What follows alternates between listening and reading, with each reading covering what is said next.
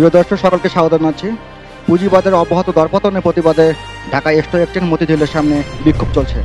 সাধারণ বিনিয়োগকারীদের বিক্ষোভ মতিঝিল থেকে। সাথে রয়েছে আমি আব্দুল্লাহ ইবনে খালিদ, বাংলা চ্যানেল 19।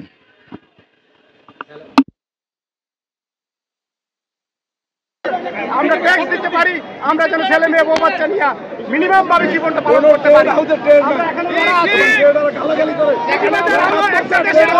প্রাণ কেন্দ্র সেই অর্থনীতিকে বর্তমান এসএসসির চেয়ারম্যান ধ্বংস করে দিচ্ছে। এই সিদ্ধান্তগুলি নিচ্ছে প্রত্যেকটা বিনিয়োগকারীর বিপক্ষে যাচ্ছে। আমরা সিদ্ধান্তগুলা আমরা চাই বর্তমান গভর্নমেন্ট পুঁজিবাজারকে কিভাবে ভালো করা যায়।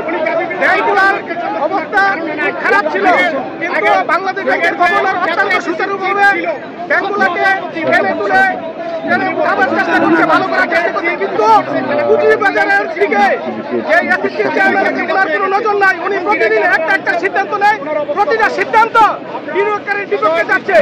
মানুষের নিঃস্ব হয়ে যাচ্ছে, মানুষের মুখের ভাষা হারিয়ে ফেলছে, মানুষ আত্মহত্যার পথ বেছে নিচ্ছে। আজকে এই সরকার যদি ভালো না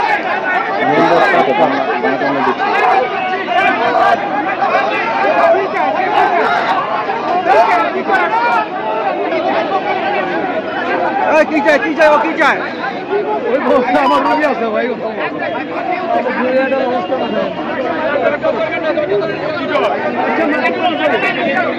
যদি শেয়ার মার্কেট যদি ভালো না করতে পারে, আমরা বর্তমান গভর্নমেন্টের কাছে অনুরোধ করছি অনতি বিলম্বে এসএসসি চেয়ারম্যানের বন্ধ করবে।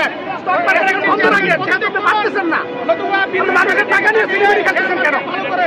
আপনাদের কাছে বিনীত অনুরোধ, 30 লক্ষ বিনিয়োগকারী আজকে নিঃস্ব হয়ে রাস্তায় উঠছে, তারা তাদের পরিচয় দিতে পারছে না।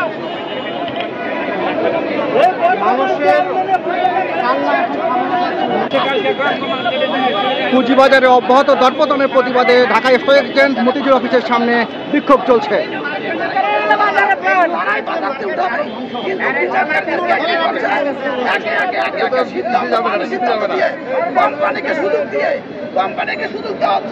আমরা আমাদের জীবন নিরাপত্তা চাই।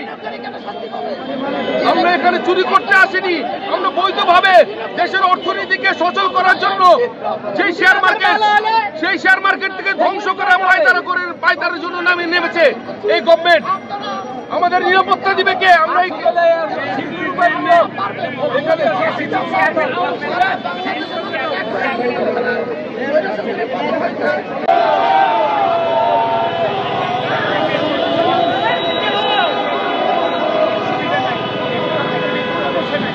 আমরা বাঁচতে চাই, আমরা ব্যবসা করে খেতে চাই, আমরা বিনিয়োগকারী। সাধারণ বিনিয়োগকারীরা বলছে শেয়ার মার্কেটে অব্যাহত দরপতনের প্রতিবাদে বর্তমান ঢাকা স্টক এক্সচেঞ্জ যে প্রধান রয়েছে এবং সিকিউরিটি এক্সচেঞ্জের যে প্রধান রয়েছে তারা পদত্যাগ চায়। মোহাম্মদ আব্দুল্লাহ ইবনে খালিদ, বাংলা চ্যানেল 19।